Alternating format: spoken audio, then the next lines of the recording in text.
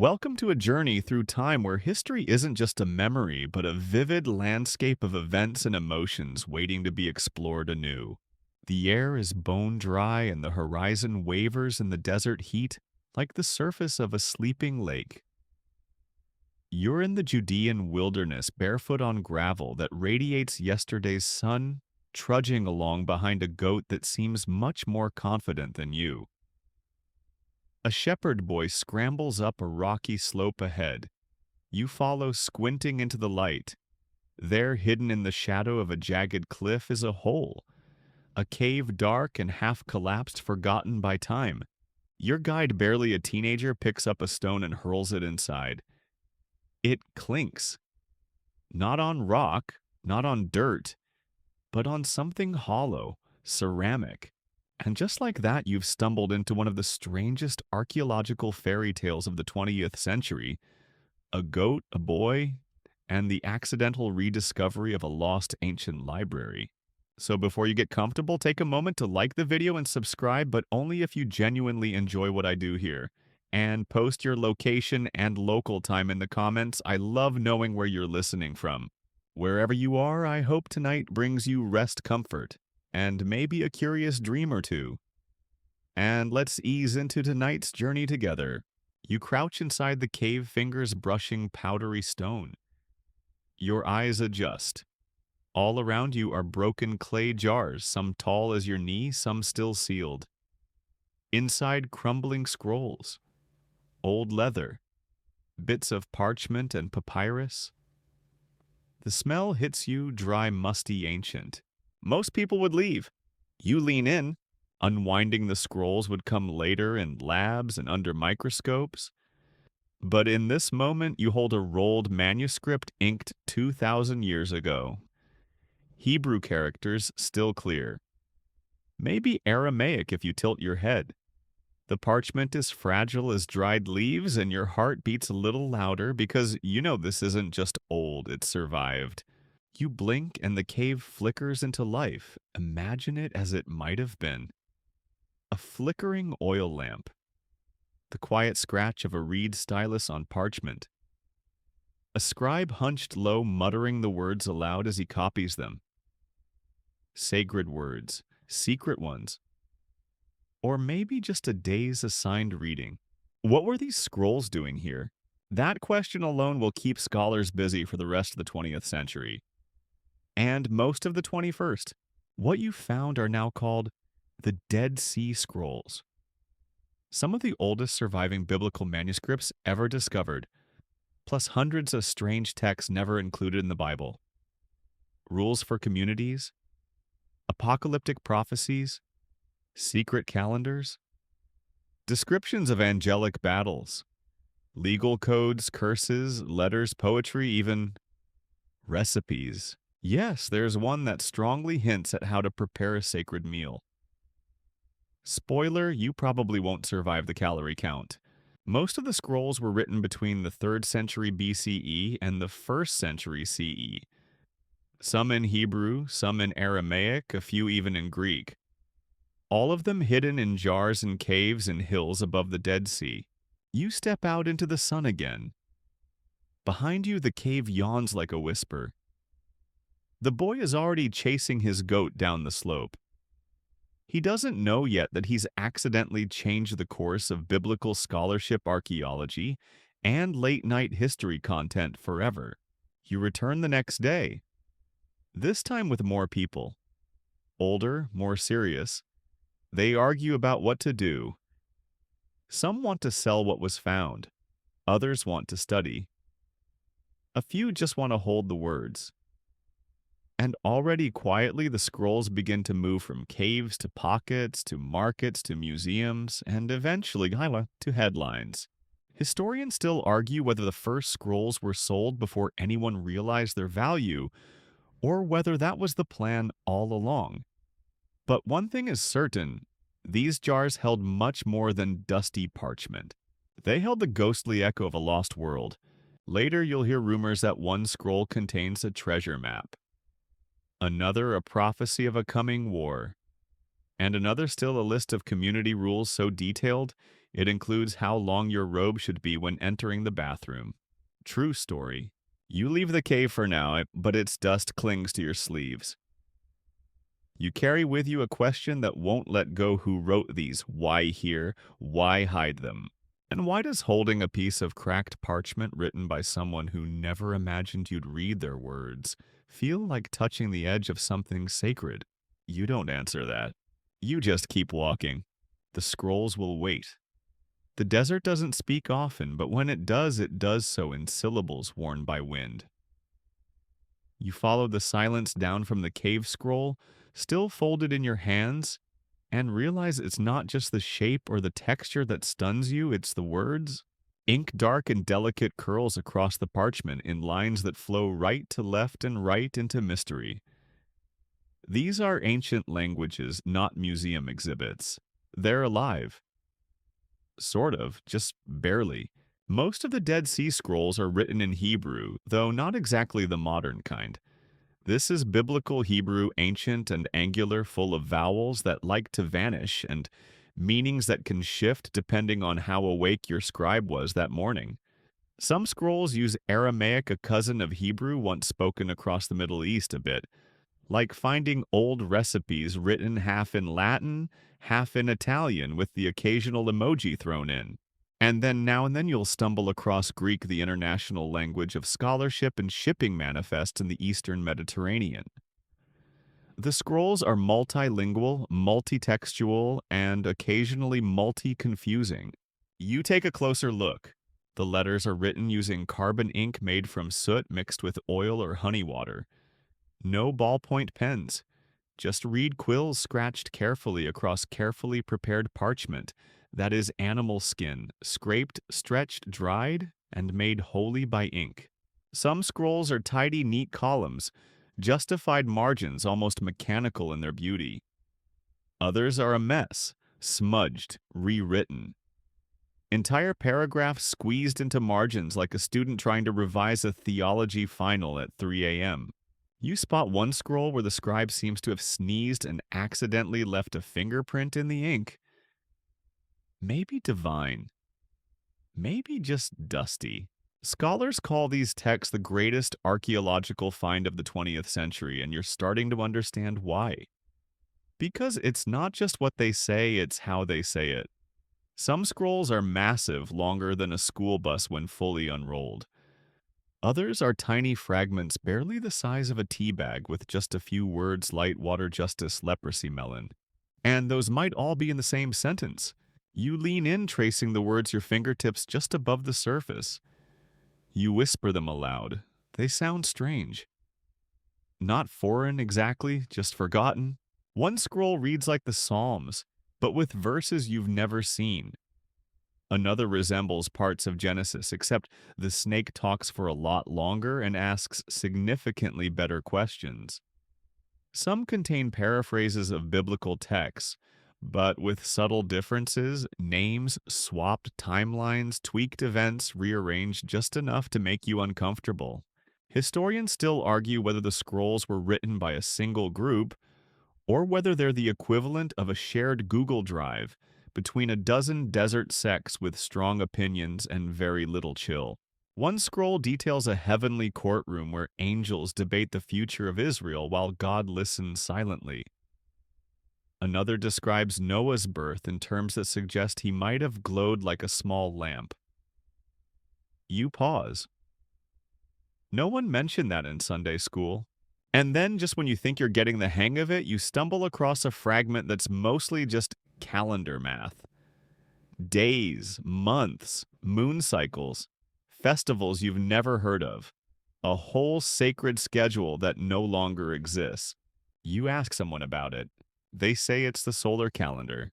Right, because the group behind many of these scrolls, the Essenes possibly, or maybe just their crankier cousins, preferred a 364-day calendar, not the messy lunar one the rest of Judaism used. Their calendar was tidy, predictable, divine. Unfortunately, it was also wrong. So they rewrote time. As you do. You sit with a scholar, now one of the early 1950s researchers. He's half asleep in a canvas tent surrounded by fragments. He mutters Hebrew in block script, Aramaic in cursive. But look here, see that he shows you a line written in Paleo-Hebrew, an older, more angular script no one had used in centuries. Why go retro, he asks. Why invoke the past like this? You don't have an answer. But the scroll does. The past was closer than we think. Here's your first quirky tidbit. One scroll contains a letter of complaint from a priest. It's not clear what the issue was, but the tone is unmistakable. He's mad, possibly underfed, and clearly believes his opponent is very wrong about ritual purity. The letter ends mid-sentence. Maybe the scribe ran out of ink. Maybe someone said just post it before proofreading. You smile.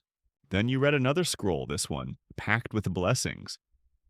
But the blessings are for rocks, trees, clouds, goats, and oddly shadows. It's beautiful, bizarre.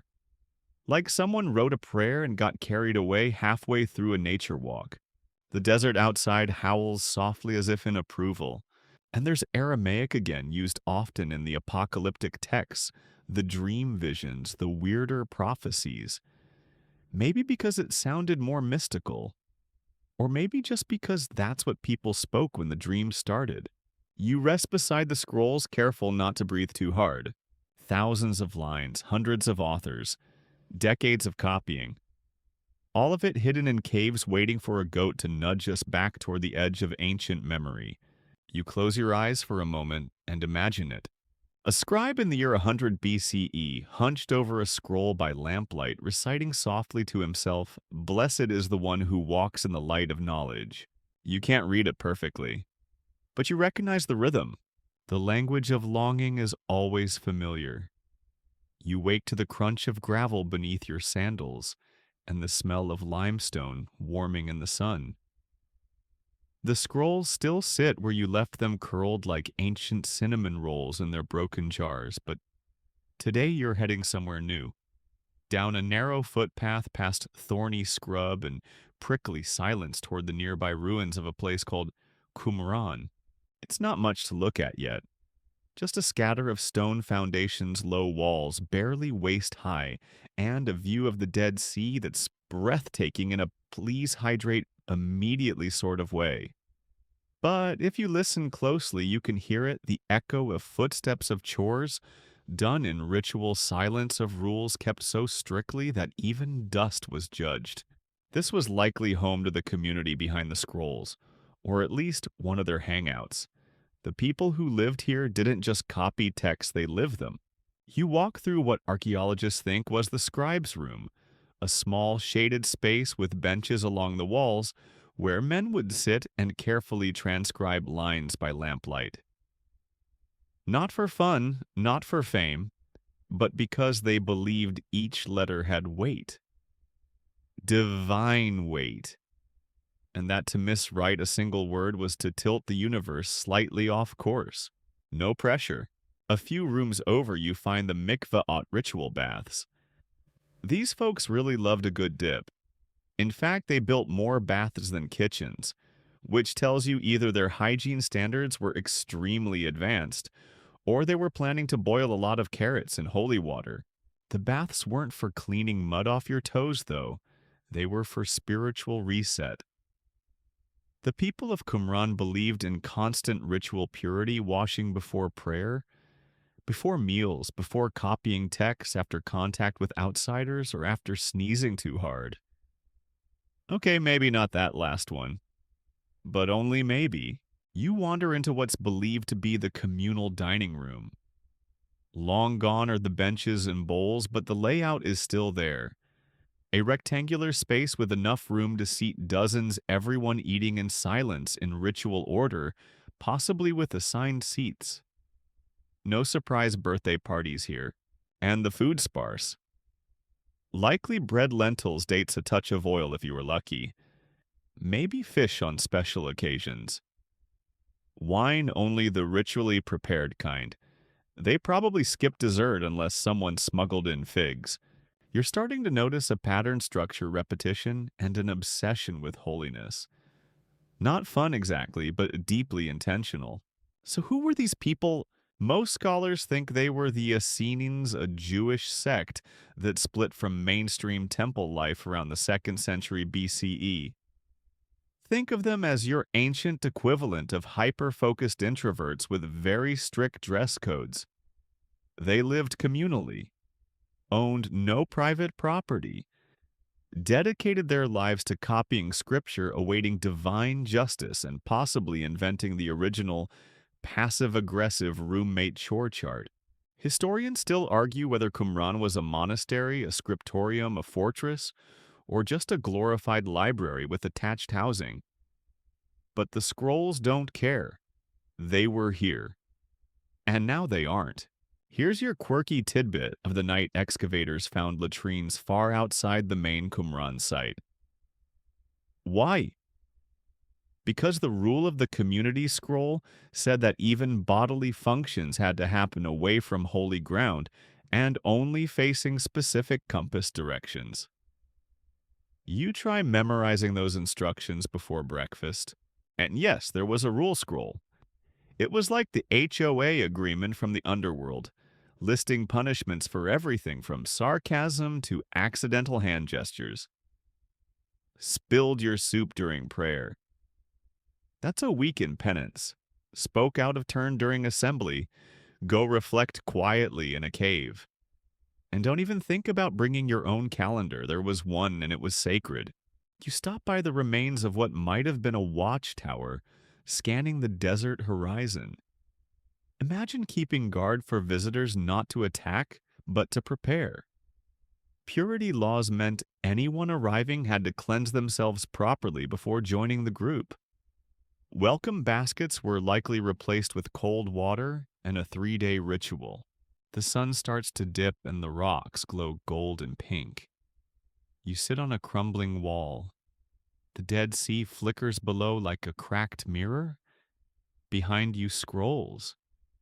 Ahead of you ruins.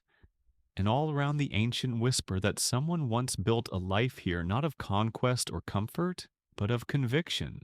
They didn't build for fame, or fortune, or expansion. They built for preservation of words of belief of identity during a time when everything felt on the brink of unraveling. And that makes them oddly relatable?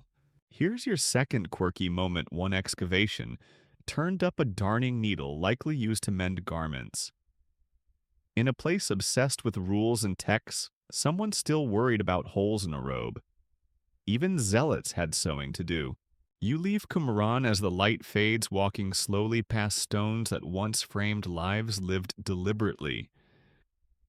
You don't need to agree with their theology to appreciate their stubbornness or their ambition, because they didn't just copy scrolls. They hid them, and they trusted the desert to keep them safe for 2,000 years. You return to Qumran in your thoughts long after you've left its dusty stones behind. There's something that lingers like incense in old linen or a verse you can't quite forget. The people who lived here weren't just scribes or scholars. They were outsiders. Zealots, maybe. Idealists, certainly. And their story runs like a current beneath the scrolls they left behind. Everyone wants to know who they were. The most popular theory? The Essenes. That's the label scholars stick on this group like a fragile name tag on a well-worn robe. You're told they broke away from Jerusalem sometime in the 2nd century BCE, fed up with how the temple was run and deeply convinced the world had gone spiritually rotten. So like any good reformers, they packed their bags and marched into the desert. Imagine starting a religious movement with nothing but a linen tunic, a jar of ink, and very strong feelings about calendar dates. But not everyone agrees they were Essenes. Historians still argue whether the Qumranites were actually Essenes, a fringe priestly sect, or just the world's most intense book club with hygiene rituals. The scrolls don't say, "Hi, we're the Essenes" in neat calligraphy. Instead, they refer to themselves as the Yahad, the community, which, let's be honest, sounds like something out of a mildly dystopian novel. The community was serious about everything. You read their rules. It's not just about purity, it's about hierarchy, silence, and sin quotas. Yes, sin quotas. If you violated a commandment even unintentionally, you could be docked meals or community status points. Too many infractions, exile, or at least the ancient equivalent of being left out of the group chat. You picture the community's morning. Wake before dawn. Purify yourself in the mikveh. Put on your sacred garments. Eat in silence. Copy scriptures. Don't smile too much. And whatever you do, don't bring outside food. That barley's been ritually cleansed, thank you very much. They lived in rigid order. Even the seating charts for community meals were determined by seniority and moral standing. No pressure. Just don't sin in front of the lentils. One scroll lists the traits of the wicked pride, false speech, loose sandals. Another warns that impure hands can corrupt sacred texts. You suddenly feel very self-conscious about your fingernails. Still, there's something oddly human beneath all the rules. One fragment describes how new members must undergo a year of observation before being allowed into full membership. Another outlines penitential periods for minor transgressions, timeouts, essentially. Even this community of saints had to account for daily mistakes like forgetting to cover your head or heaven, forbid laughing during a fast. Your first quirky tidbit one scroll has an entire section on how to distribute community bread. It outlines who slices, who passes, and in what order you chew. Imagine a dinner party where chewing out of sequence gets you written up. And yet in their writings you see a yearning for purity? Yes, but also for a world made right. The community believed the age they lived in was corrupt, that the temple in Jerusalem had been defiled, that priests had gone rogue, that politics had poisoned holiness. So they fled and waited. They wrote often about the teacher of righteousness, a mysterious leader, possibly their founder, who suffered at the hands of a rival they called the wicked priest. Dramatic, yes, but also personal. The teacher, they said, was granted divine insight, maybe even revelation. His teachings shaped their rules, their vision, their scrolls. Historians debate whether the teacher of righteousness was a real person, a composite figure, or a theological symbol. But to the community, he was very real. His words are written in reverence. His suffering is remembered. And his identity still a mystery. Here's your second quirky detail. One text contains astrological charts predicting behavior based on birth month. Yes, the same folks who banned impure food had a whole section on why being born in March made you stubborn and a little moody. Even zealots want to know their star sign. You spend some time in what might have been a scriptorium where scribes copied the scrolls. The benches are gone. The tools vanished, but you can feel it. The low hum of sacred repetition. Words inked with trembling fingers. Prayers muttered under breath. One scroll describes angels of light battling spirits of darkness, a cosmic war between good and evil that mirrored the community's own isolation from the world. They believed they were on the side of light, of course, that they were keeping the true law alive while the world forgot. You wonder how lonely that must have felt, and yet comforting. They weren't waiting for change. They were preparing for it. They lived in anticipation of a final battle, a last judgment, a renewal of creation. Their scrolls don't just describe theology, they map it, draw it, codify it with charts and codes and endless lists. But beneath the structure is a pulse, a longing. You stand on the edge of the ruins at dusk and you finally understand they weren't trying to live forever. They were trying to save something. And now you're the one holding it. The desert deepens as you walk, shadows lengthening like spilled ink across the stones. But you're not leaving, you're turning inward, toward the scrolls themselves, toward the fragile, fluttering pieces of parchment that whisper across centuries. Not just relics of faith, but records of how people lived and believed and hoped in the cracks of an unforgiving world. You open one. This isn't a Bible, not exactly, but it's familiar. The scrolls contain texts both known and unknown, some of them early versions of books you might find in modern Bibles, others never canonized at all.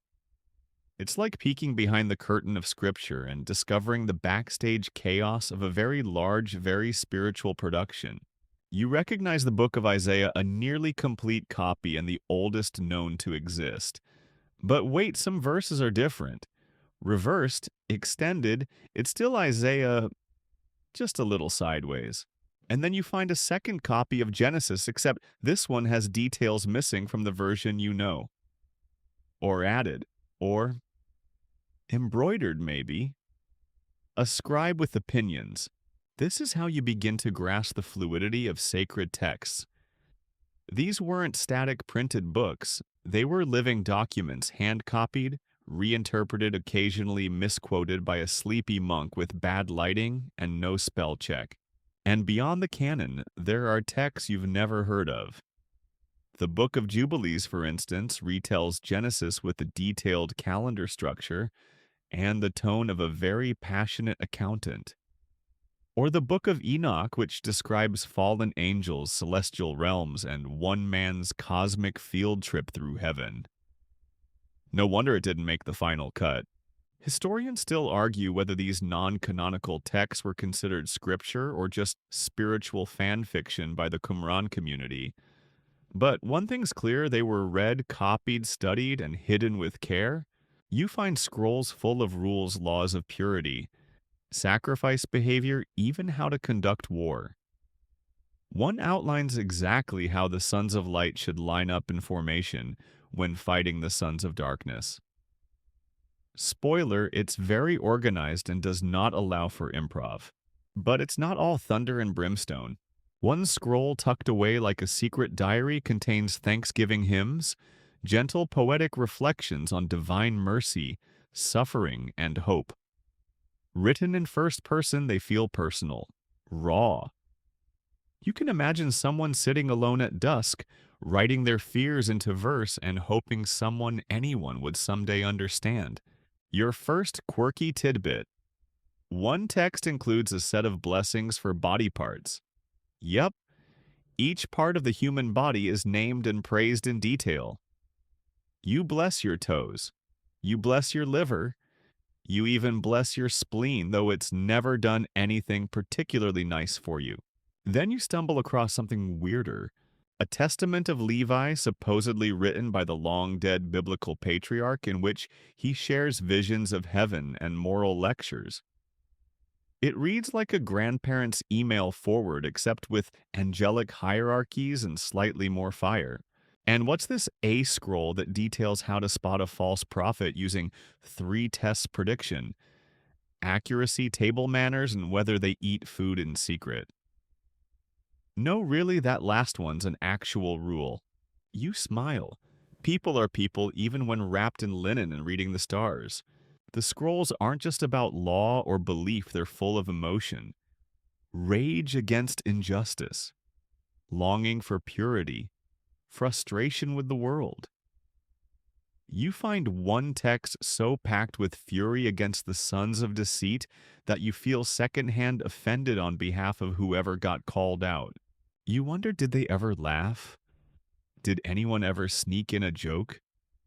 Probably not in the scrolls, but maybe around the fire when the writing was done and the stars were bright. Your second quirky tidbit. One fragment contains an astronomical chart. That's wildly inaccurate. Planets listed in the wrong order. Constellations drawn upside down. Either the scribe was a visionary or someone copied the wrong notes from a cousin who dabbled in stargazing. But even errors tell you something. This wasn't divine perfection handed down on stone tablets. It was work, human, messy, meaningful. There's also a peculiar scroll that tries to reconcile conflicting temple regulations, suggesting a community very aware of religious bureaucracy. You imagine someone sighing over parchment, thinking, if I just cross reference Leviticus with this newer ruling, historians call this halakhic midrash legal interpretation. You call it ancient paperwork. And it tells you something powerful. These people weren't just copyists, they were interpreters, debaters, innovators in a world that had no patience for innovation. They wanted to understand the divine, even if it meant swimming upstream. You read a passage that stops you. It describes a priestly figure rising with the dawn robes flowing, surrounded by angels. His voice is thunder. His eyes are stars. Is this a vision of the Messiah? Maybe. Or maybe it's just how they saw holiness, something too big to hold, too bright to ignore. You don't need to know Hebrew to feel it. You close the scroll gently. You realize that for all the strange rules and scribbled margins, the Dead Sea Scrolls are deeply human. They contain belief, yes, but also boredom, beauty, confusion, longing, and the quiet defiance of a community that said, this world is broken, but we will still write. You sit back, the parchment curls, and the wind hums a language older than memory. By now your fingers are dusty, your sandals are cracked, and your head is full of voices, not your own voices, stitched into scrolls by people who lived and died without imagining a world like yours. But still somehow they knew you'd be listening. You roll up another parchment. This one is strange, not scriptural, not legal, but specific. It's the copper scroll. Yes, literally written on copper. Not parchment, not papyrus, hammered metal cut into sheets and engraved like a treasure map in an old adventure film. Which, oddly enough, is exactly what it is. You run your fingers over the letters Hebrew, but clunky and unfamiliar. The scribe had to etch every word into the stiff, unyielding metal. This wasn't a scroll meant to be read with ease. It was made to endure. And what it contains, treasure, or at least it says it does, 64 locations, each one listing amounts of gold, silver vessels, offerings, and sometimes even scrolls, hidden under cisterns, behind walls, beneath tombs, in places like the third terrace or the cave that faces eastward, or under the steps with 40 cubits of purest water. You lean closer, squint, whisper aloud one of the locations. It sounds like a puzzle. Historians still argue whether the copper scroll is a record of actual treasure or a ritual inventory, a symbolic math, or an elaborate prank by a very bored temple official. But the numbers are large and precise. 40 talents of gold here, 17 of silver there. If it's fake, it's impressively consistent. And unlike other scrolls, there's no theology in this one. No prayers, no rules, just cold, glittering detail. It feels out of place. As if someone slid an IRS spreadsheet into the middle of a poetry anthology. Your first quirky tidbit: one of the locations on the copper scroll lists treasure hidden in a funeral shrine with a duplicate copy, as if someone made backup gold just in case. Ancient redundancy. You look up. You're not in the cave anymore. You're now inside a 1950s British museum office where scholars unroll a rubbing of the copper scroll and argue for hours over every line. One insists the treasure was temple stockpiles hidden from the Romans. Another says it was Essene emergency savings. One guy in the corner mutters something about Solomon's mines and is politely ignored.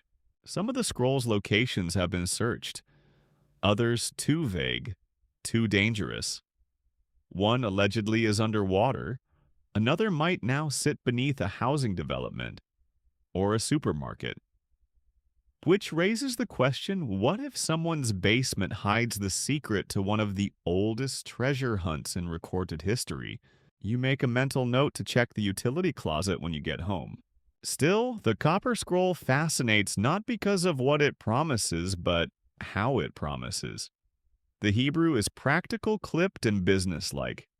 In the cistern under the fourth step, dig 3 cubits. You will find silver ingots, like it's explaining how to fix a leaky faucet. It's also not a forgery. Tests confirm it's ancient, written somewhere between 50–100 CE. The patina matches, the style matches. The mystery, however, remains completely unmatched. But there's a stranger layer here, because the Copper Scroll is the only one of its kind in the Qumran cache. No duplicates, no fragments, no commentary. It exists entirely on its own terms, like the one introvert at a party who won't talk to anyone, but still steals the show. You pause. Who made it? Was it a temple scribe? A rebel priest? A community elder trying to safeguard valuables before a Roman invasion? Historians aren't sure. But here's your second quirky tidbit. When the Copper Scroll was first found, no one could read it because the letters were oxidized into invisibility. It had to be carefully unrolled, then sawed into strips by archaeologists wearing gloves and holding their breath. Talk about high-stakes arts and crafts. The unrolling revealed more than just locations, it showed intent. Someone didn't just write this, they meant it to last. They carved into metal, not because they had to, but because they wanted permanence. Words that couldn't smudge. Instructions that wouldn't fade. You sit with that. Because in a world built on fragile things, papyrus, parchment, breath belief, someone chose copper. And you wonder, were they right? If the treasure was ever recovered, no one has said. If it was all symbolic, well, the symbols have outlasted empires. Either way, it remains the most tantalizing whisper among the scrolls, a record of something deliberately hidden and desperately hoped for. Maybe that's the real treasure. You roll the strip closed, gently, carefully, as if the metal might still flex. And as the copper glints in the lamplight, you remember something from one of the earlier scrolls. He who guards wisdom hides it as silver. Seems someone took that literally. You run your fingers along the edge of another scroll carefully as if it might flinch. It crackles faintly like old firewood. And as the dust lifts, what appears beneath is something new. Not a rule, not a hymn, but a scroll of war. It's not metaphorical. The war scroll, or as some scholars like to call it, the war of the sons of light against the sons of darkness, is exactly what it sounds like. A detailed, thrilling, and wildly overplanned guide to the apocalyptic end times in which good finally fights back with a divine spreadsheet. You read fascinated. 7 battles, fought over 49 years, with trumpets, banners, priests, and very specific instructions about marching order weapons, storage, and laundry duty. No, really, there are rules for armor polishing.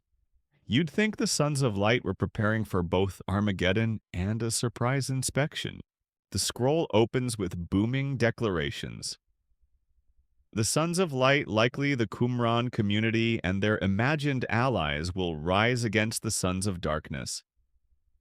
These dark folks, possibly the Romans, possibly rival Jewish sects, possibly.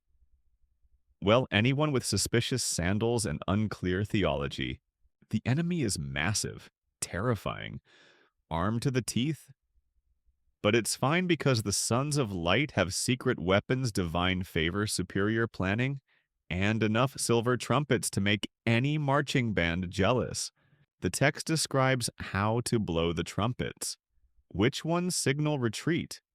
Which ones mean advance gloriously? And which ones tell the priests to start chanting? No room for improvisation. This is a war with choreography. Historians still argue whether this scroll was meant to be a literal battle plan or a symbolic vision of spiritual triumph. Was it a dream? A script? A bit of community theater for people tired of copying Isaiah? The answer, maybe. Your first quirky tidbit. The scroll contains a list of angelic generals, each assigned specific units and tasks. One leads the cavalry, one handles communications, one might just be in charge of snacks. These names aren't found anywhere else in Jewish texts.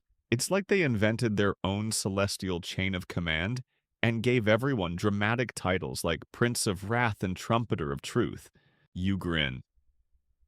Somewhere between heaven and paperwork, the Qumranites imagined an army of angels in formation, polished sandals gleaming.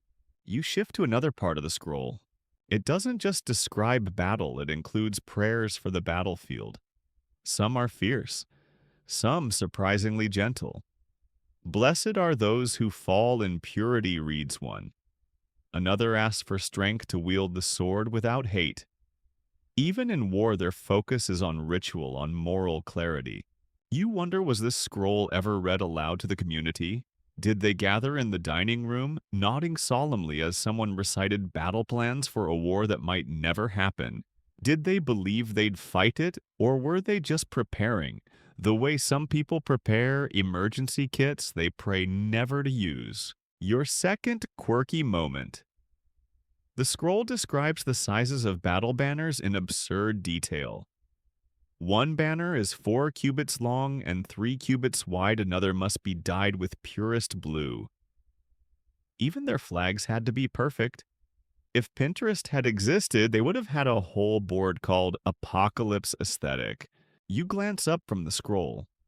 The desert is silent, unmoved by imaginary wars.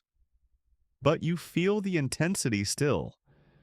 These people were tired of waiting.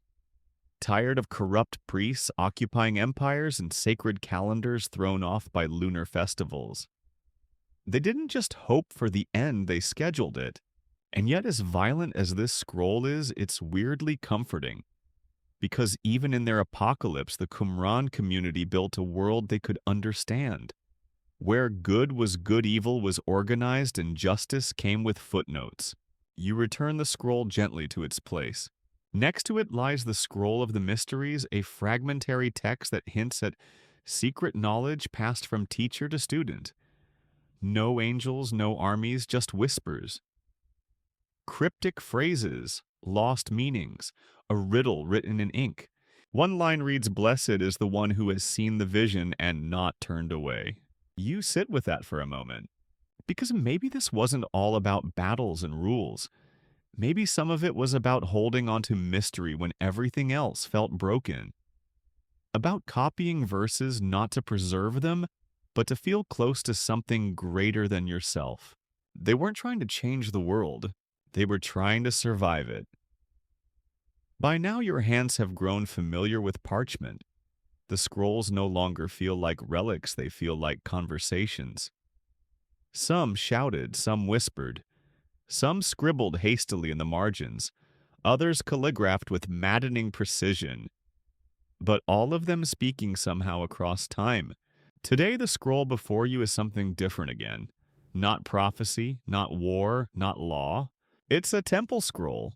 At first glance, it seems like architectural fan fiction. The Qumran community, far removed from Jerusalem, far from its rituals, and priests wrote this detailed vision of how the temple should look, feel, and function. If they had the chance to build it all over again, this is how they would do it. You read on. The temple, according to this scroll, would be huge. Massive courtyards, triple sanctuaries, layers upon layers of sacred space designed to keep impurity at bay like garlic-repelling vampires. It's Leviticus meets grand design. You picture it walls of white stone shimmering in desert heat, priests gliding like chess pieces across marbled floors, and behind it all, a silence so dense you could fold laundry on it. The scroll gets even more specific. Measurements, materials. Who can go where and when and why? It feels like a divine blueprint somewhere between IKEA instructions and a cosmic zoning plan. Historians still argue whether the temple scroll was aspirational utopian or just wishful thinking. Maybe it was meant as a quiet protest. You've corrupted the real temple fine.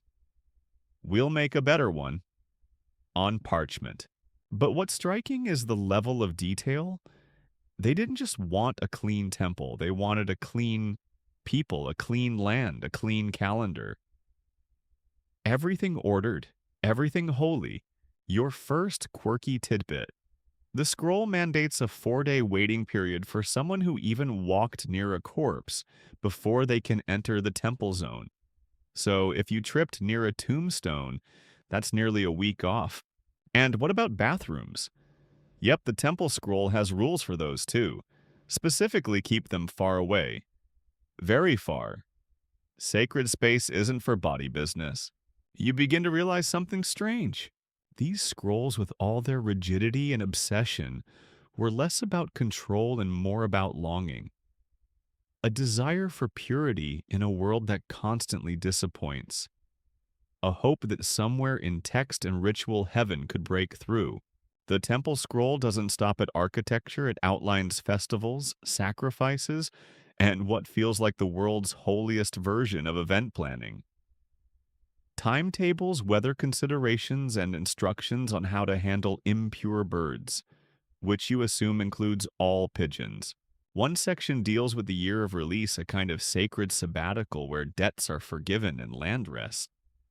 Another outlines how trumpets should be blown during the new moon. Everything is woven with intent. You smile. This isn't just a scroll, it's an alternate universe. One where justice isn't theoretical, it's structural. Where heaven isn't just above, it's mapped, measured, and enforceable by community decree. Your second quirky moment. There's a tiny, nearly missed note at the edge of one column, mentioning a chamber for incense preparation that must be exactly 7 cubits wide and contain only pure ingredients. The line ends abruptly.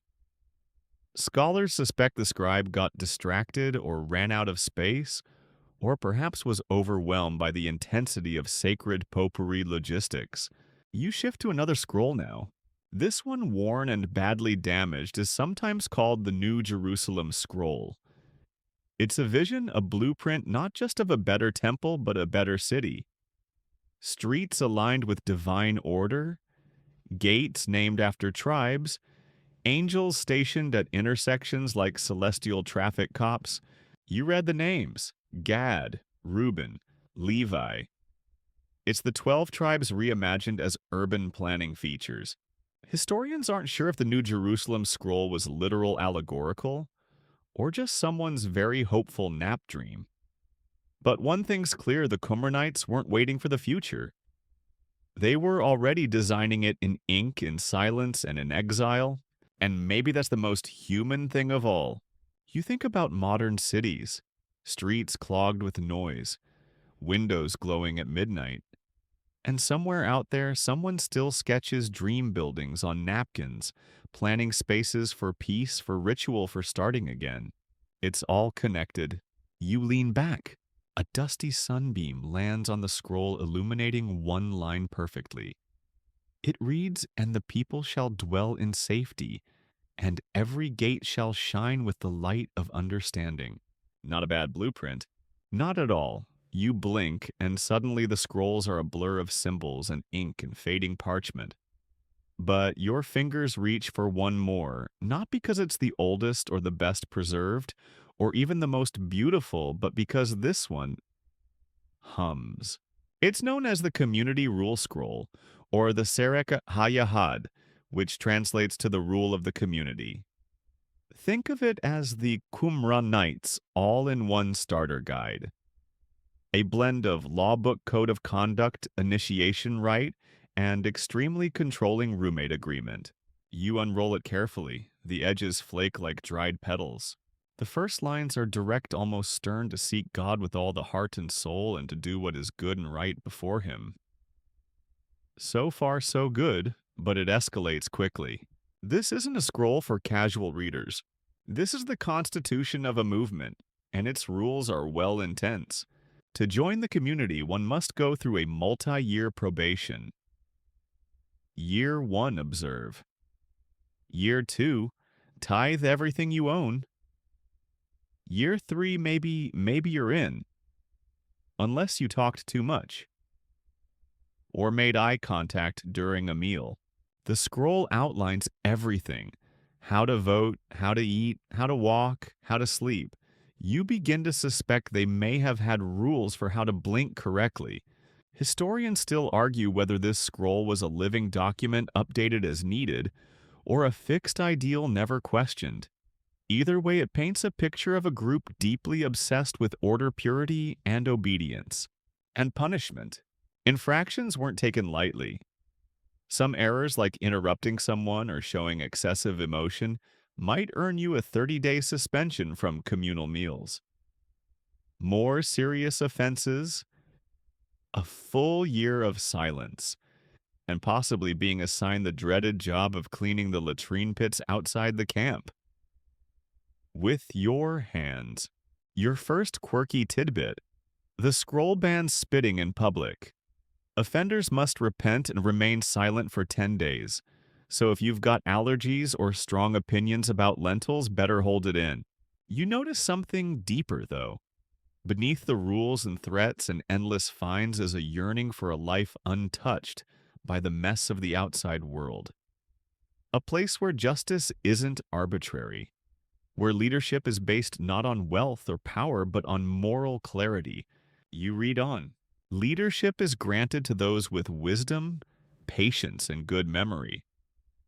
There's an entire ranking system based on age and virtue, and yes, it determines where you sit when you speak, and even who gets the extra portion of pomegranate. The text includes a lot of "we shall do this" and "we shall not do that," but every so often a line appears that's quiet, personal. He who walks in the way of righteousness shall be like a tree planted by streams of water. You pause, that's not a rule, that's a hope. Your second quirky tidbit. The scroll suggests that improper calendar usage is punishable by expulsion.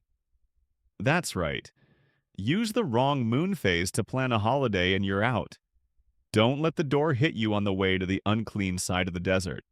And speaking of calendars, the Qumran community had a calendar beef. A big one.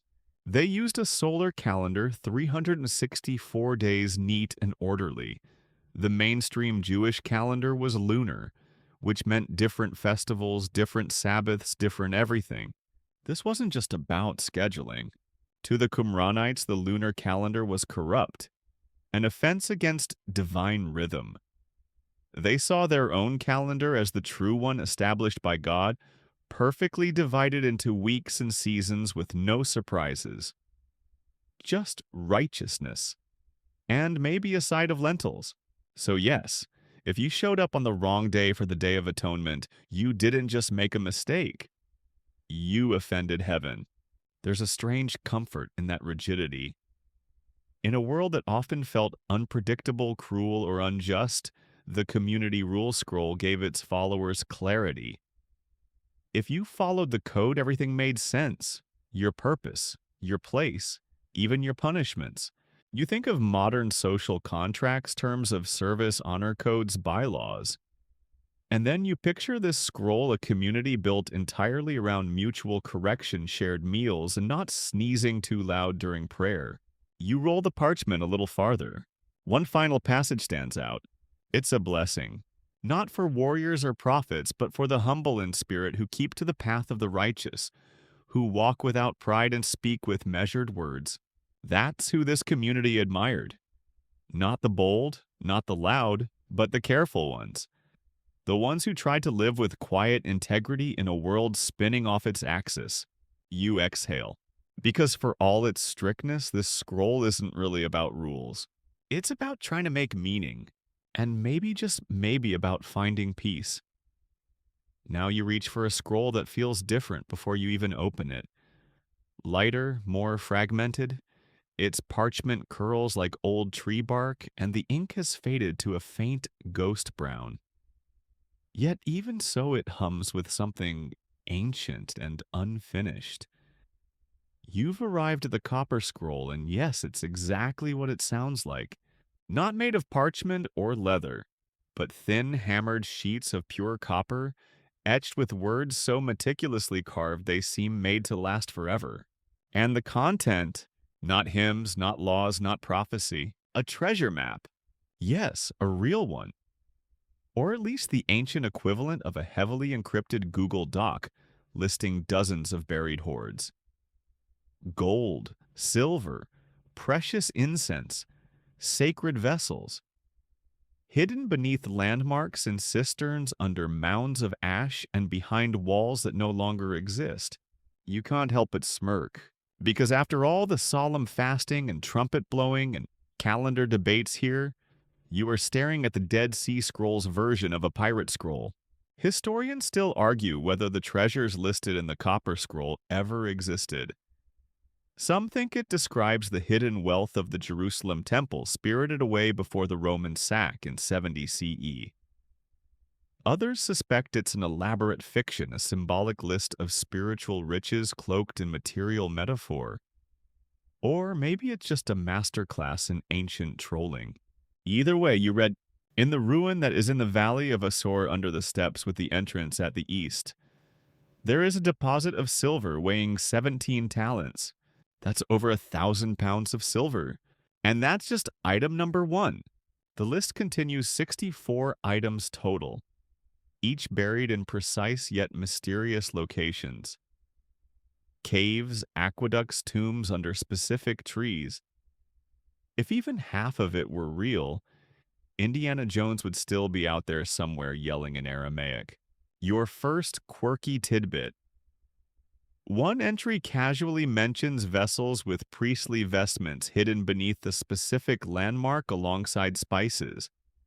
The implication someone went to the trouble of burying sacred clothes and a year's supply of cinnamon together. Truly, the ancients had priorities. But something feels odd. Unlike the rest of the scrolls, the Copper Scroll isn't spiritual. No divine names, no prayers, no rules. Just coordinates and inventory. It reads more like a bank statement carved into copper by a very nervous accountant. And that's part of what makes it so magnetic. Because this was meant to last. Not to be chanted or debated or even read in full. But hidden and maybe found. One day. By someone with the map and the nerve to follow it. You imagine a desert wanderer, scroll in hand, squinting at the terrain and muttering, "Wait, was that the aqueduct near the oak or the other oak?" No treasures have ever been found. Not officially, though that hasn't stopped generations of hunters from trying. Shovels in hand, they trudge across the Judean desert, fueled by half-translated clues and very warm water bottles. Your second quirky moment. A few of the instructions are bizarrely precise, like 40 cubits beneath the water conduit in the gorge. But one entry, it simply says, "In the hole." That's it. No directions. Just in the hole. Like someone got tired of being poetic and decided to wing it. You sit back, scroll half curled in your lap. This isn't like the others. It has none of the Qumran community's usual voice. No obsession with purity. No obsession with timekeeping. Just metal treasure and secrecy. Some scholars even wonder, was this scroll actually from Qumran? Or did someone else, perhaps fleeing war? Perhaps hiding wealth, slip it into the caves later, hoping time would keep it safe? Theories abound. Some think it was written by temple priests. Others say Herodian elites. A few even argue it might have been created long after the other scrolls, its copper style dated, later its dialect strange. But that doesn't stop the pull. You want to believe it's real. That somewhere beneath sand and stone those treasures still wait untouched. Untouched for millennia, wrapped in sacred cloth and fragrant spices guarded by time. Not for wealth, not for fame, but for meaning. Because sometimes knowing something was buried is enough. It tells you someone believed the future still mattered, that someone might one day return, that someone like you, wandering centuries later, might still care. You close your eyes, and in the silence you can almost hear the clink of copper beneath the earth. You shift again in the quiet of the cave. Your legs have gone a little stiff, but your mind is still tumbling, rattling through verses and visions and veiled warnings etched thousands of years ago. It's one thing to read scrolls, it's another to live among the lives that made them. So now you start piecing them together, not the fragments of parchment, but the people behind them. The Qumran community, the Yahad, the self-chosen few who turned their backs on Jerusalem and wandered out into the wilderness, not to escape the world, but to reshape it. Who were they? This is where things get strange and fuzzy, and academic conferences start to lose their minds.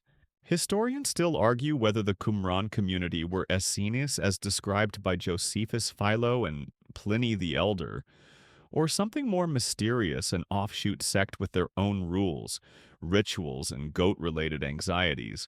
But let's go with the theory that stuck best over the years, that these were indeed Essenes, a Jewish sect, so committed to purity, order, and spiritual integrity that they noped out of society and built a monastic, hyper-disciplined life in the middle of the Judean desert. They rejected the temple in Jerusalem, which they believed had been corrupted by greed and politics. Instead, they created a temple in exile, a scroll-based sacred world where cleanliness really was next to godliness, and heaven could be scheduled with precision. They lived communally, ate together in silence, bathed daily in cold water, slept in orderly rows, and if you wanted to join, prepare for a years-long audition involving tithing everything you own and maybe getting ghosted mid-application. Your first quirky tidbit. The Essenes may have banned flatulence in communal areas. It's not written explicitly, but based on their obsession with ritual cleanliness and silence, it's strongly implied. So yes, eternal purity, but hold the beans. The Qumranites saw the world in strict binaries. Light versus darkness. Truth versus deceit. Obedience versus corruption. They had no time for spiritual ambiguity. You were either with them or with the forces of chaos. It sounds harsh until you realize how much chaos they were surrounded by. Judea in the 1st century BCE was not a chill place. The Hasmonean dynasty had taken over Roman power, loomed larger every year, and internal sectarianism tore Jewish identity into warring tribes. Sadducees, Pharisees, Zealots, and these desert-dwelling introverts trying to keep the faith by rewriting the rules. You imagine them now early morning in Qumran. The sun barely risen. Figures in white robes moving silently through dusty courtyards. One tending a fire, another copying scripture in the scriptorium, another pouring out water into stone basins, washing away the invisible, and the caves. Those weren't random storage units. The scrolls were likely hidden there intentionally, perhaps as Roman legions drew close. Maybe one final act of preservation, maybe a prayer sealed in stone. Your second quirky tidbit. Excavations at Qumran turned up an inkwell factory. Not one or two, but dozens of ceramic inkwells. That's like finding a monastery's espresso machine collection. These folks weren't dabbling, they were churning out scripture like it was going out of style. And it was. You walk mentally through their compound again. There's the communal dining room where meals were silent and ritualized. Next to it, a scriptorium with long wooden tables and reed pens. Outside ritual baths mikvaot used so often, their steps had been worn smooth. And everywhere rules, for everything, including what to do if your shadow touched a plate before you'd ritually bathed. Spoiler, don't eat off that plate. You try to imagine living here. No laughter at meals, no idle chat, no personal belongings. Just scrolls, prayers, purity, and the ever-present threat of being demoted in the seating order. And yet, they weren't joyless. They sang hymns. They watched the stars. They believed fiercely that they were preparing the world for a new age, the arrival of the teacher of righteousness, a messianic figure who would finally bring truth, judgment, and eternal clarity. Yes, they were intense. But intensity was their answer to a world unraveling. You reach for one final insight, they weren't hermits. Not really. They were guardians. Custodians of an idea that if the world was beyond repair, you didn't abandon it. You built a better one beside it. Quietly, patiently, scroll by scroll. And then you waited, and waited, and maybe buried your library in caves so that someone else, someone like you, could find it. And understand, your fingers are dusted with the ghost of ancient ink now. Every crease in your skin holds 1,000 syllables from voices long gone. And yet, the more you read, the more you realize this isn't just one voice. The scrolls are a chorus and some sing in strange keys. Because not every scroll discovered in Qumran fits neatly into rules, prophecies, or temple architecture. Some are, well, weird. Delightfully, cryptically, gloriously weird. You start with a fragment often nicknamed the Vision of Amram. In it, a dying patriarch, Amram, the father of Moses, shares a vivid dream where two figures stand before him, one radiant with light, the other cloaked in shadow. Both claim authority. Both plead for loyalty. And Amram, he's caught in the middle of a cosmic custody battle. Historians still argue whether this was a theological metaphor or the ancient equivalent of spiritual science fiction. It's part morality tale, part soap opera with enough celestial bureaucracy to make even the most diligent angel beg for retirement. Your first quirky tidbit. The scroll features a legal-style dialogue between the two opposing spirits. Imagine Satan and Gabriel in a heavenly courtroom, both citing precedent and procedure, while Amram nods politely and wonders if he can lie down yet. Then there's the Book of Giants, another fragment. This one describes the monstrous offspring of fallen angels and human women. Yes, we're in deep apocrypha now, who grow to enormous size and start wreaking havoc. These giants are plagued by prophetic nightmares and eventually seek out Enoch of all people for advice. It's part ancient horror, part dream journal, part "I regret everything, please help." You squint at the brittle lines. I saw a tree rooted in the earth, but its top reached into heaven. You imagine these giants, massive, confused, perhaps remorseful, wandering deserts in search of forgiveness they can't quite name. Qumran preserved these stories. Why? Maybe they saw them as warnings. Maybe they felt kinship with outsiders, even otherworldly ones. Or maybe they just had a taste for cosmic drama. Your second quirky moment. One version of the Book of Giants includes a character named Mahaway, who is sent on a flying journey to find Enoch in the farthest places of the earth. Mahaway, by the way, is a giant, with the heart of an intern always being sent to deliver bad news and collect wisdom. You press forward. Another scroll, the Songs of the Sabbath Sacrifice, is unlike anything else. A poetic, almost psychedelic description of angelic liturgy. Not commands, not narrative, just awe. Page after page of angelic choirs, radiant thrones, wheels of fire and dazzling light that no mortal can endure. This was worship at the highest pitch. A glimpse into heaven's weekly calendar. And Qumranites, though isolated in a dusty plateau, would read or chant these songs every Sabbath, imagining themselves joined to angelic hosts. One line reads, "Blessed be the God of the gods who dwells in the innermost sanctuaries, whose throne is surrounded by tongues of flame." It's more poetry than doctrine. A reminder that for all their obsession with purity and rules, the Qumran community also longed for beauty, for transcendence, for fire and song.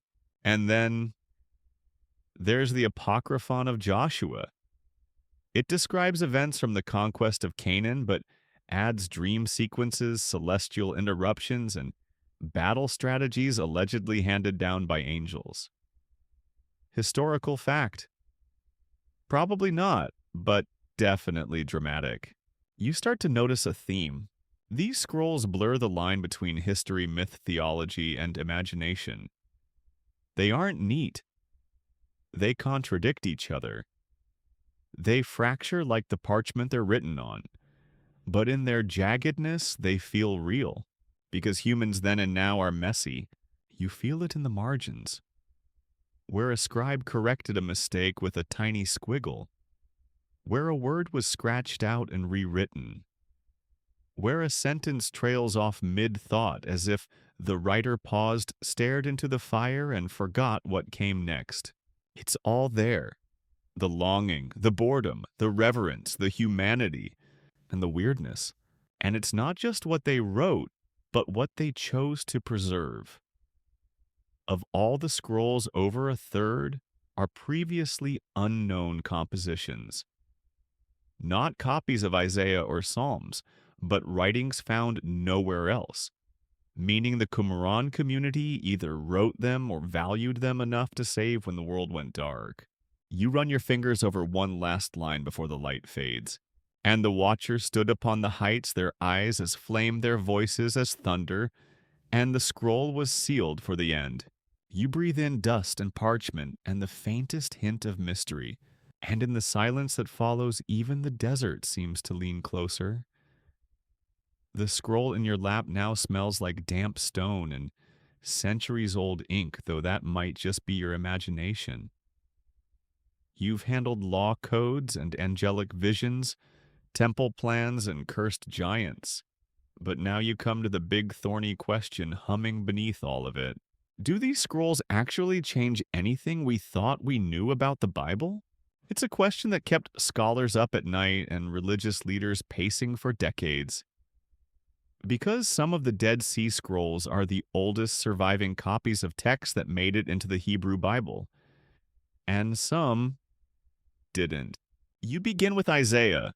At Qumran, they found not one but two full scrolls of the book of Isaiah, over 1,000 years older than any previously known manuscript. The shock, they're nearly identical to the Masoretic text, the official version used today. A few differences here and there, spellings, word choices, but nothing wild. Historians often hold this up as proof of the astonishing consistency of biblical transmission. Copy after copy, scribe after scribe, over centuries, and somehow the text held steady. But then, you find another version of Jeremiah, and this one's about 15% shorter than the standard edition. Entire chunks missing, reordered, or phrased differently. It's like finding a classic novel with an alternate ending and realizing the publisher just quietly chose one version centuries ago and ran with it. And now you're in the weeds. Because for every scroll that confirms a known text, there's another that complicates the picture.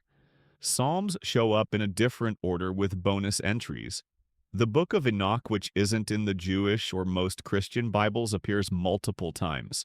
So does Jubilees, another now excluded text. Your first quirky tidbit one scroll includes an early version of Genesis, except in this one, the serpent in Eden doesn't speak directly. Instead, it's possessed by a fallen angel who channels temptation through a snake. Imagine the theological whiplash that caused you pause. This isn't about right or wrong versions. It's about fluidity. The scrolls show a time when the biblical canon wasn't set in stone, but was still being shaped, argued over, lived with. There's even a scroll called the Pesharim, which offers commentary on biblical books like Habakkuk and Nahum line by line. But not calm, neutral commentary. No, this was interpretation with teeth. Every enemy mentioned in prophecy that was Rome, or the Pharisees, or literally anyone outside Qumran. So you read line by line as some anonymous scribe explains that the traitor priests in Jerusalem are obviously fulfilling the doom described in verse 4. And the teacher of righteousness.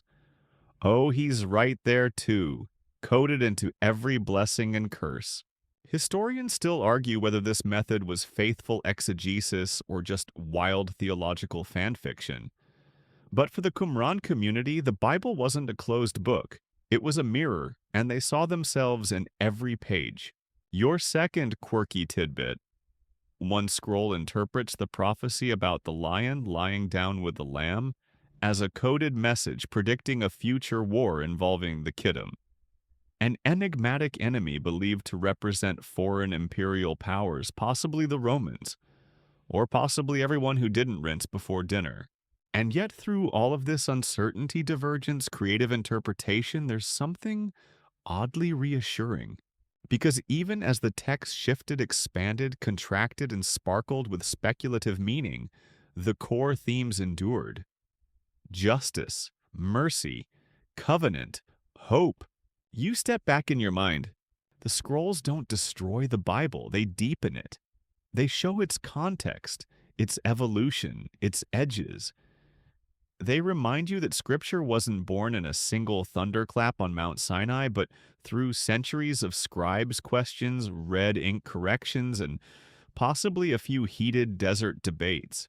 And in that chaotic process, faith wasn't weakened, it was refined, like ink stirred in an ancient bowl. Just enough to write a line, just enough to light a thought. And so you fold up the commentary scroll, marveling not just at what the Qumranites believed, but how intensely they believed it. They didn't just read scripture, they wrestled with it. They edited, quoted, challenged, embraced it. They copied texts not to preserve them as relics, but to engage with them daily, communally, intimately. You smile, because even now you're doing the same.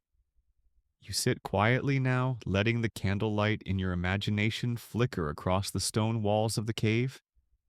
You've touched the core scrolls, skimmed the strange visions peeked behind the theological curtain. But the Dead Sea Scrolls aren't just about what was found. They're also about what was lost. Because not every scroll made it into a museum. Not every fragment was published. And some simply disappeared. This is the story of the missing scrolls. And the story is as dusty and dramatic as the caves themselves. Let's start in the late 1940s and early 1950s when Bedouin shepherds stumbled across the first jars hidden in Cave 1. The content's priceless. But the shepherds didn't have a publishing contract, they had bills to pay. So they sold fragments to antiquities dealers, often through middlemen who had zero idea what they were looking at. Some scrolls ended up in Jerusalem's bazaars displayed next to Roman oil lamps and imitation jewelry. A few were cut into pieces to be sold separately because a few smaller fragments brought in more cash than a single whole one. And this leads us to our first quirky tidbit. In 1954, 4 major scrolls were listed in a classified ad in the Wall Street Journal, under the headline Biblical Manuscripts. Dating back to at least 200 BC are for sale. The seller, a Syrian archbishop. The price negotiable.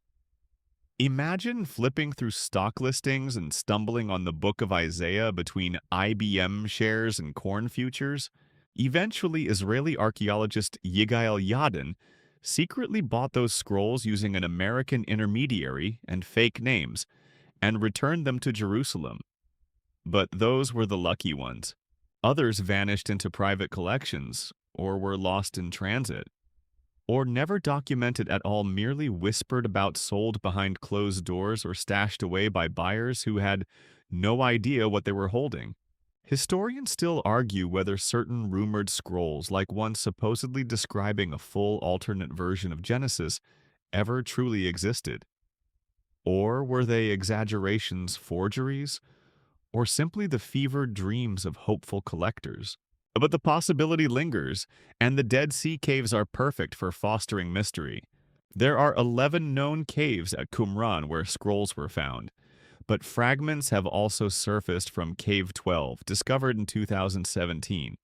Sadly, that cave had been looted, most of its treasures likely gone before archaeologists even stepped inside. Still among the debris, they found blank parchment cut and prepared for writing, and 2 broken jars.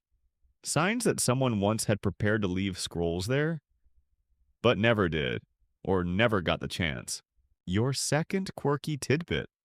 Some scholars believe a scroll fragment describing a man whose name is Truth might be an early allegorical tale that later inspired stories of messianic teachers, or at least very confident scribes.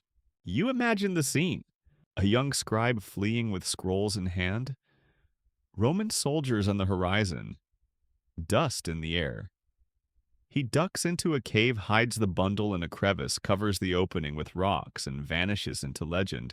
It's not fiction. That's almost certainly what happened in many cases.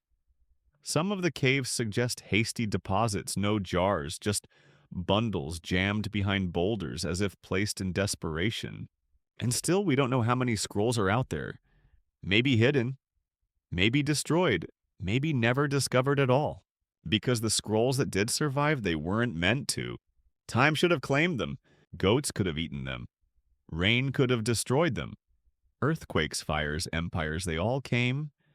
And yet somehow these delicate fragments born of ink and hope made it through. That's what makes the missing ones feel so poignant.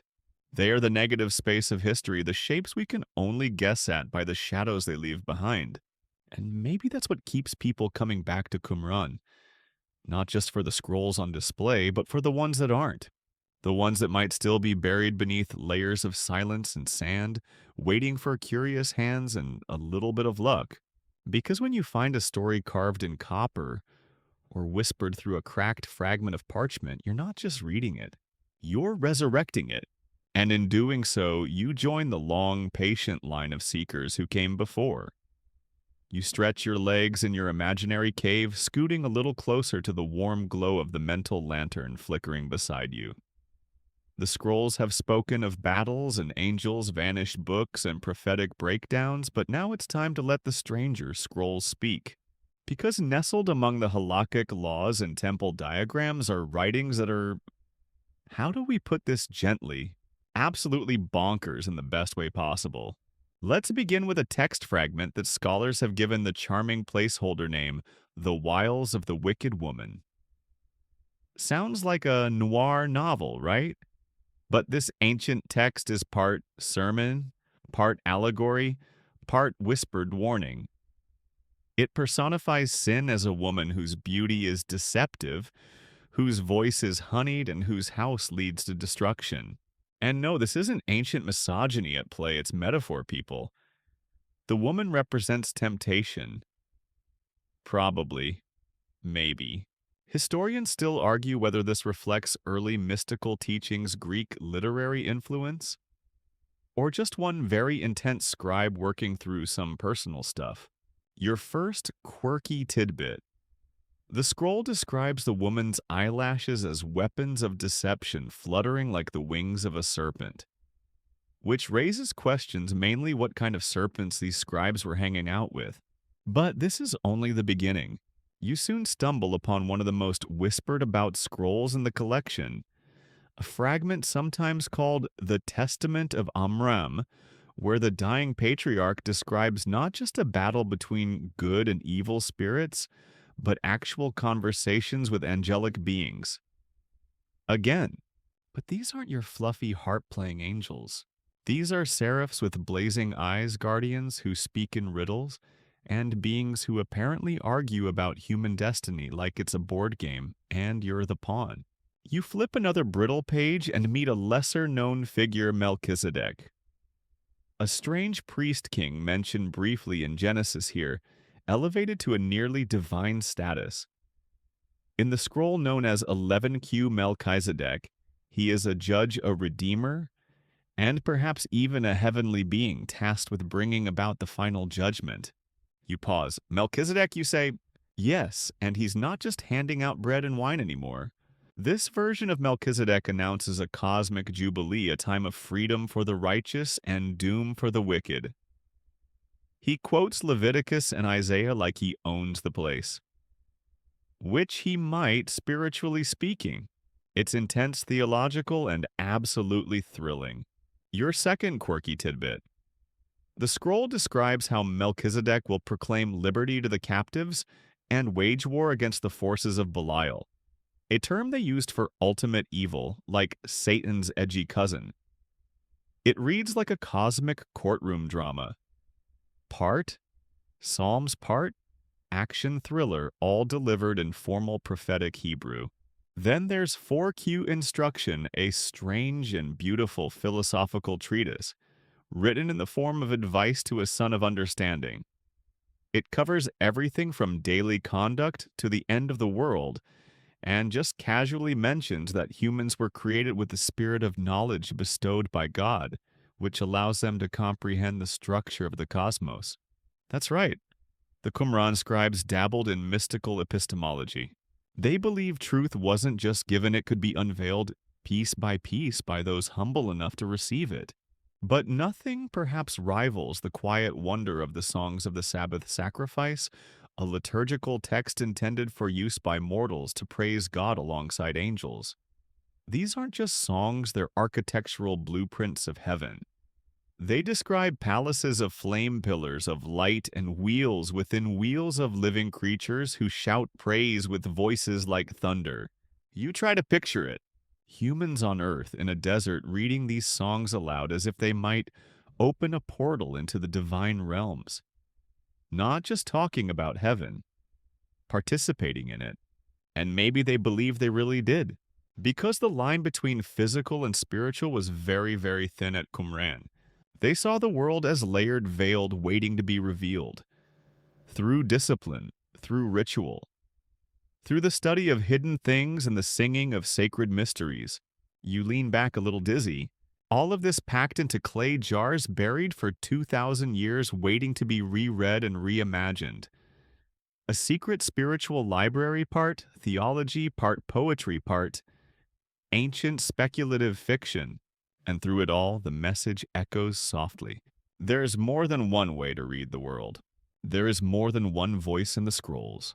And the truth, it might be found in the quietest, strangest corners whispered by talking stones, flaming angels, or that one rogue scroll that describes the temple as having doors made of fire and breath. You don't fully understand it. But that's okay. You weren't meant to. You were meant to listen. To wonder, to follow the words like stepping stones through the mystery. The desert is still, but your mind is far from quiet now. You've followed scrolls into heaven's firelit corridors, watched Melchizedek pronounce cosmic judgment, and listened in on angels debating the fate of mankind. But something keeps surfacing through all of it: a name. A shadowy half-seen figure mentioned again and again like a riddle echoing through the canyons of the scrolls. The teacher of righteousness. Now, before you get too excited, no, this isn't a superhero origin story. There's no cape, no sidekick, and definitely no Batcave. But in the world of the Dead Sea Scrolls, this teacher may be the closest thing to a central character the community had. He appears across several texts, especially in the Pesharim, those commentary scrolls we whispered through earlier. And what's fascinating is that he's never named, just described, revered, wronged. You lean in tracking the clues. He's said to be a priest, a scholar, a prophet, a leader sent by God to interpret the scriptures and guide the community. He is cast as the true interpreter of divine law in contrast to the wicked priest, his archenemy, and possibly one of the real-world Jerusalem high priests of the time. And there's the tension: the scrolls frame the teacher as a martyr, someone who suffered persecution at the hands of corrupt leaders, who stood for truth, who endured betrayal, who, in one especially vivid passage, is said to have been spied upon during a fast, because apparently that's the ancient world's equivalent of spiritual sabotage. Historians still argue whether the teacher of righteousness was an actual historical person, a symbolic archetype, or a composite of several real figures. Some point to the mid-2nd century BCE and link him to the Hasmonean priesthood crisis. Others argue for a later date, placing him in the run-up to the Roman takeover. And then there's the wild card theory that the teacher of righteousness was a proto-Messiah figure whose story may have even influenced emerging Christian thought. Your first quirky tidbit. One scroll hints that the teacher was not only persecuted but possibly executed. Although it's written in the roundabout poetic language of scroll speak, they laid a trap for his life. But God delivered him into the hands of the violent. Ambiguous, absolutely. Suggestive, deeply. Suggestive. So what did this teacher teach? He interpreted scripture with razor precision. He emphasized purity, justice, and divine insight. He believed that the true understanding of the Torah had been lost or intentionally corrupted, and that only through the guidance of God's chosen interpreter, i.e., him, could it be restored. In a way, he was a reformer, not unlike the prophets who roamed the hills centuries before him, but with the added intensity of someone who had formed or been followed into a secluded, tightly disciplined religious community in the wilderness. And then there's the final riddle. Did the community believe he would return? Some scrolls hint at the coming of not just one messianic figure, but two, a priestly Messiah and a kingly Messiah. The teacher of righteousness may have been the prototype for the former, or perhaps both, or maybe neither. Because when it comes to messianic expectations at Qumran, the texts are, how shall we say this, gently extremely confusing. You flip to a hymn attributed to the teacher. His voice comes through like a low wind off the cliffs. I have become like a flute for the wind, my tongue for the whisperings of God. My enemies gathered, but they did not know the counsel of the Most High. It's vulnerable, poetic, almost heartbreakingly modern. Your second quirky tidbit. One scroll describes the teacher as being given visions of the end of days in which he predicts a final battle between the sons of light and the sons of darkness, a motif that shows up again and again, almost like a sacred mantra for the community. You can picture it now. The teacher of righteousness standing before his followers in a sun-bleached courtyard, unrolling a scroll, his voice steady but urgent. Perhaps he points toward Jerusalem and warns of coming judgment. Perhaps he raises his eyes to the hills and sees something even stranger, an age yet to come where his words would be read by, well, you. And maybe that's what matters. Not whether we solve the mystery, but whether we listen to its echo. Because the teacher, whoever he was, stood against corruption, called for purity, spoke truth in exile. He may have lived thousands of years ago and his name may be lost to time, but his story sealed in those clay jars still whispers. Through verse, through conflict, through the parchment and dust. And somewhere in it all is righteousness. Whatever that meant. Whatever it still means. The air grows heavier in your chest now, not with fear, just the slow press of inevitability.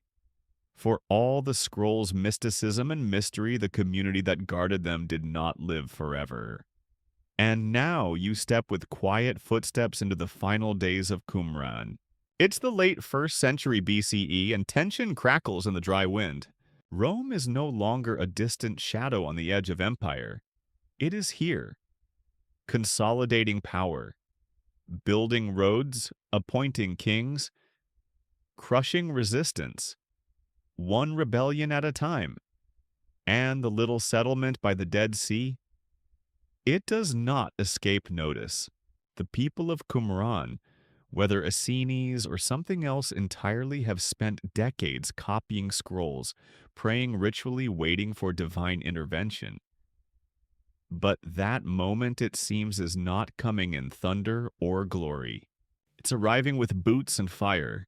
Your first stop is the Great Revolt, which began in 66 CE. Jewish groups across the region rose up against Roman occupation, fueled by spiritual zeal, economic pressure, and a dream of liberation. Jerusalem boiled over in revolt, and eventually so did everywhere else. Qumran, though remote, was not untouched. Your first quirky tidbit: archaeologists found Roman arrowheads in the Qumran ruins, lodged in walls near stairwells left like punctuation marks in history's final paragraph. Evidence that a battle happened here. Likely fast, likely brutal. And when the Romans came, they did what Romans do. They dismantled resistance with terrifying efficiency. They broke open storehouses, raised watchtowers, and yes, possibly destroyed part of the library the Qumranites had so painstakingly assembled. So, what did the scroll keepers do? They hid the most precious texts, not with fanfare, not with chance, but quietly, methodically. Scroll after scroll wrapped in linen or tucked into jars. Caves chosen carefully, some close, some miles away. The job was done with a mix of sacred purpose and hurried breath. They didn't know if they'd ever return. They never did. Historians still argue whether the Roman attack happened in one day or over weeks. Some claim Qumran was already abandoned by the time the soldiers arrived.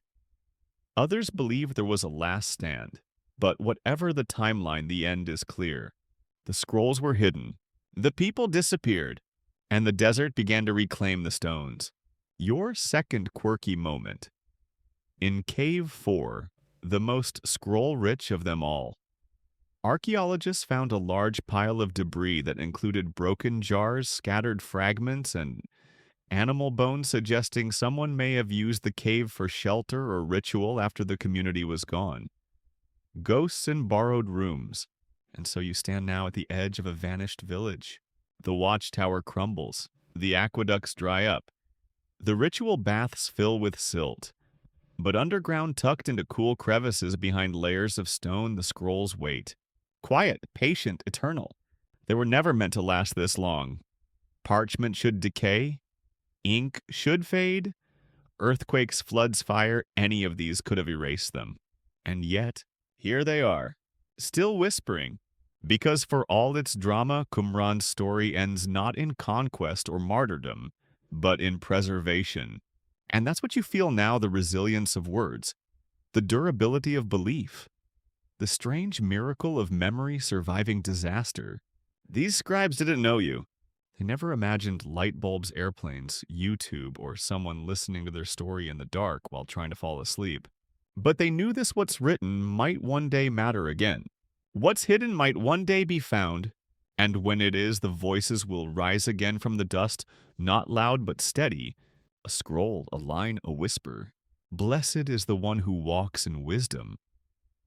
Your hands feel coated in imaginary dust now, the kind that clings to fingertips even in dreams. You've watched the scrolls hidden in the towers fall and silence settle over the cliffs of Qumran.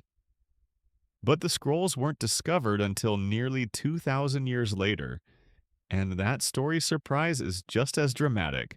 Because next you step into 1947. Picture it. A Bedouin boy named Muhammad ed-Dib, just 15 years old, is tossing rocks inside a cave near the cliffs above the Dead Sea, searching for a lost goat. He hears the sound of pottery shattering, and inside not gold, not bones, but old rolled-up scrolls wrapped in cloth and smelling faintly of tumor and old parchment. He shrugs, carries a few back to camp. And just like that, the greatest manuscript discovery of the 20th century begins with a bored teenager and an off-target rock. The scrolls change hands several times. From shepherds to dealers, from dealers to monks, from monks to scholars. For a while, nobody knows what they are. Some think they're medieval. Others suspect forgery. But slowly, cautiously, scholars piece together what they're looking at. Biblical texts, in ancient Hebrew and Aramaic older than anything previously known. The academic world jolts awake. Your first quirky tidbit. When scholar Elazar Sukenik first examined fragments from what we now call Cave 1, he wrote in his diary that he had a strange feeling like he was holding history in his hands. His son, Yigael Yadin, later led some of the most famous excavations at Qumran, making it one of the rare father-son tag teams in archaeology. By the 1950s, full-blown excavation begins. 11 caves, thousands of fragments, dozens of nearly intact scrolls. But, and this is where things get thorny, the scrolls don't immediately enter public view. Instead, a small group of scholars lock them up in the Rockefeller Museum in East Jerusalem. Only a few experts are allowed access, the rest of the world shut out. For decades, historians still argue whether the secrecy was about protecting fragile documents or good old-fashioned academic gatekeeping. But for years, a shadow grew over the scrolls as researchers outside the circle demanded transparency. Your second quirky moment. In the 1980s, a scholar named Herschel Shanks launched a public campaign to force the scroll's release, writing fiery editorials, organizing conferences, and becoming the Indiana Jones of academic drama. At one point, an unauthorized copy of the scrolls was reconstructed using photos, notes, and sheer determination, and published without permission. The scrolls were finally made fully available in the 1990s. Digitized, cataloged, opened up. And with them came an explosion of new insights and new confusion. Because suddenly people could see the strange bits, the oddities, the contradictions, the angel fights and copper treasure maps, and this democratization of scroll study led to a renaissance in Dead Sea Scrolls scholarship that's still unfolding today. And now as you return to your cave-bound daydream, you realize something. It's not just the scrolls that survived. It's the questions. The endless, lovely, maddening questions. Who wrote them? Why these texts? Why here? Why the secrecy? Why the repetition? Why the obsession with end times? And why do so many of them seem to echo with themes we still wrestle with today? Truth, belief, identity, purity, community, outsiders, justice, time. These people, whoever they were, tried to hold all that in their hands. And now you do too, even through a screen. Even across languages and empires and centuries, they passed it on, and you caught it. You breathe a little slower now, the air quieter in your lungs as the scrolls begin to feel less like relics and more like companions. So many voices, so many questions. But tonight, your journey isn't quite over, not until you face one last enigma sealed in metal and myth. The Copper Scroll. Yes, really. One of the Dead Sea Scrolls isn't written on parchment or papyrus. It's etched onto thin sheets of almost pure copper beaten flat, and then rolled like an ancient burrito of mystery. And what's inside? A treasure map. Not a metaphorical one. Not a symbolic vision of spiritual gold. No, this scroll lists actual locations where real treasure was supposedly hidden. Item after item, in beautiful, clinical, maddening detail. It opens like a shopping list for pharaohs. 42 talents of silver are buried in the pillar in the porch. That's over a ton of silver, by the way, and it's just entry number 1. There are 64 entries in total, listing gold, silver, incense vessels, all described down to the cubit, the courtyard, the water channel near the hilltop. Scholars went absolutely wild. Your first quirky tidbit. The Copper Scroll wasn't found in the original cave cluster, but in Cave 3, discovered in 1952. And it was so oxidized and brittle that no one could unroll it. Eventually, they had to cut it into strips using a tiny saw coated in oil just to read what was inside. And what they found inside was confusing. Unlike the other scrolls, this one doesn't mention God.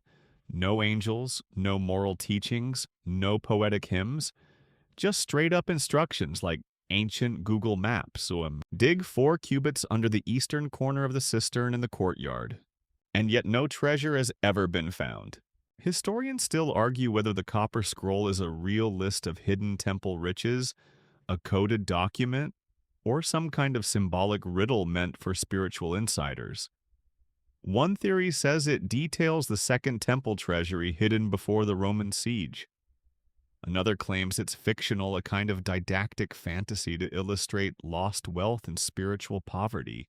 And of course, there are those who believe it's still all out there somewhere beneath the sand, waiting for the right person to find it.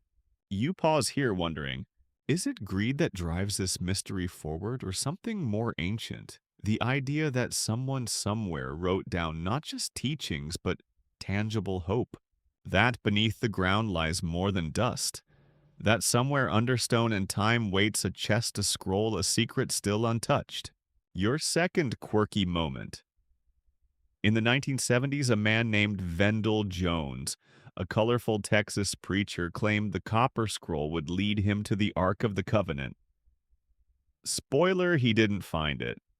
But he did find a jar of what he claimed was temple incense, which caused a small media frenzy and a lot of disappointed Indiana Jones fans. Back in your quiet space, you picture the scroll itself green with age lined like tree bark, whispering in metal tones.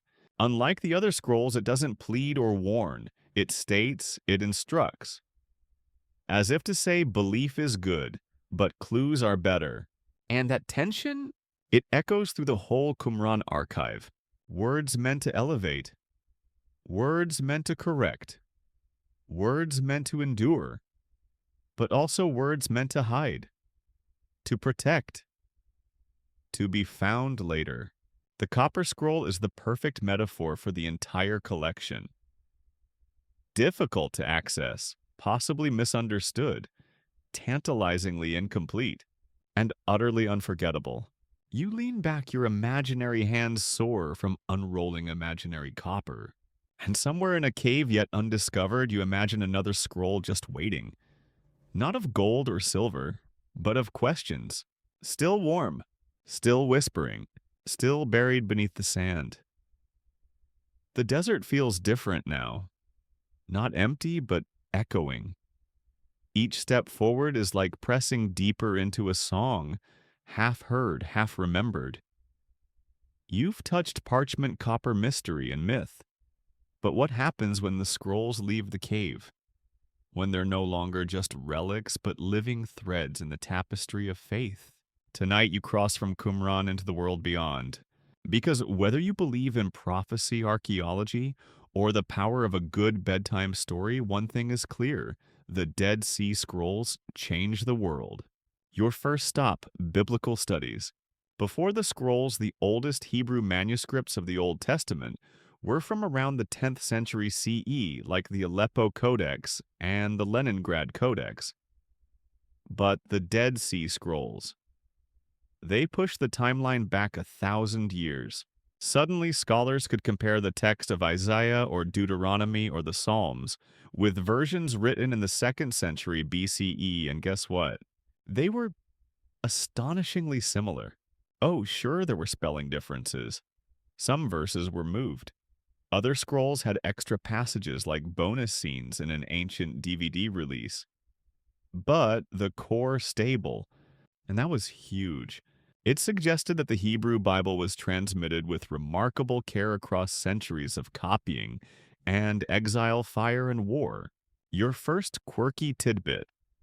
The great Isaiah scroll, found almost intact, contains both familiar verses and a few curveballs, like a tiny bonus line in Isaiah 53 that says, "He shall see the light and be satisfied," which doesn't appear in the later Masoretic text.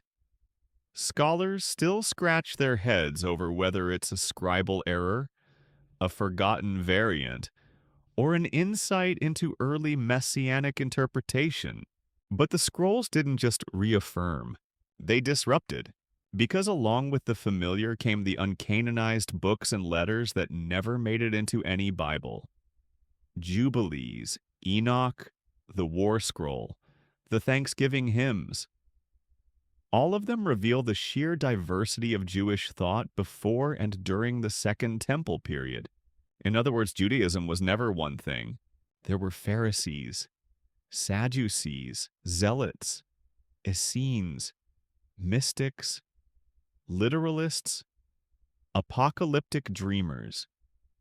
and the scrolls captured their disagreements, hopes, and interpretations frozen in time and salt. Which leads us to the inevitable question: what about Christianity? This is where things get complicated. The scrolls themselves don't mention Jesus or his apostles or anything recognizably Christian, but their themes, language, and symbols echo in the New Testament like distant thunder. The idea of a suffering Messiah, the imagery of light versus darkness, the expectation of end times war. Even the phrase the poor in spirit, which shows up in the Beatitudes, has a possible analog in the scrolls. Historians still argue whether early Christians were influenced directly by Qumranic teachings or whether both traditions emerged from the same cultural stew of Second Temple Judaism. But here's your second quirky tidbit. In the 1950s, a few enthusiastic scholars claimed that John the Baptist might have lived at Qumran. Why he was celibate, lived in the desert, and preached purification through water. Just like the Essenes. It's still debated, but fun to imagine John elbowing scribes out of the way at the community's giant ritual bath. And so the scrolls ripple outward, touching theology, touching archaeology, touching imagination. They challenge religious boundaries. They show that ancient faith was not monolithic but alive with contradiction and commentary. And maybe that's their most powerful legacy, not what they preserved, but what they revealed. That even in an age of clay lamps and sandaled feet, people were asking hard questions, interpreting, rewriting, and reshaping the stories they held sacred. You stare at a wall of ancient script now. The ink has faded, the letters are cracked, but the meaning still burns, still breathes, still shapes the world you live in. Because these weren't just scrolls, they were conversations. And they're not over. Not even close. You've walked dusty halls of scripture, sifted through jars of prophecy and ink, traced the footsteps of scribes, rebels, visionaries, and teens with lucky rocks. Now the scrolls lie open, not just on a table or under museum glass, but in your memory. So what does it all mean? Tonight you sit with that question in the flicker of your own thoughts. The Dead Sea Scrolls aren't just about what they say. They're about what they survive. Consider these fragile documents, some made from animal skin, some inked with handmade charcoal and oils, some buried in caves by desperate hands, endured 2,000 years in one of the most inhospitable climates on Earth. They outlasted empires, earthquakes, and looters. They slept through the invention of printing, the Crusades, electric lighting, air travel, and the internet. And now they speak to you in a whisper. A quirk of language here, a bent corner there, a missing piece like a tooth knocked out by time. And yet the meaning shines through like light through cracks. You lean toward the glow of the text and feel something ancient and unfinished. Not a story, but a dialogue. These scrolls were part of how a community made sense of the world. They used old texts, reinterpreted them, challenged them, scribbled beside them. They weren't passive readers, they were participants in revelation. Your first quirky moment. In one scroll fragment, a scribe added corrections in the margins, not just grammar fixes, but entire alternative readings of scripture, as if to say, actually, I think God meant this instead. Scribal sass. 2,000 years ago. And isn't that what we still do? Read, question, argue, wonder. The scrolls remind us that faith is not static. It is something passed down not like a fossil, but like a torch. It burns, it moves, it changes hands. You imagine that scribe at Qumran, tired, hunched, re-inking a reed pen, muttering under their breath about spacing errors, all while believing that every word mattered. Not just for their community, but for generations they would never meet. Now you meet them, across time, across dust. Your second quirky tidbit. Some scholars now study the scrolls not for what they say, but how they were made, analyzing parchment fibers, ink recipes, even the DNA of the animals whose skin became sacred text. In one case, they traced a scroll's parchment back to a goat species not native to Qumran, suggesting it was brought from far away, perhaps smuggled in by a traveling believer or trade caravan. History has layers, like parchment, like prophecy, like dreams. And you, dear listener, have peeled through them patiently, gently, with the quiet reverence of someone ready to see not just facts, but meaning. Because the Dead Sea Scrolls are not bedtime stories.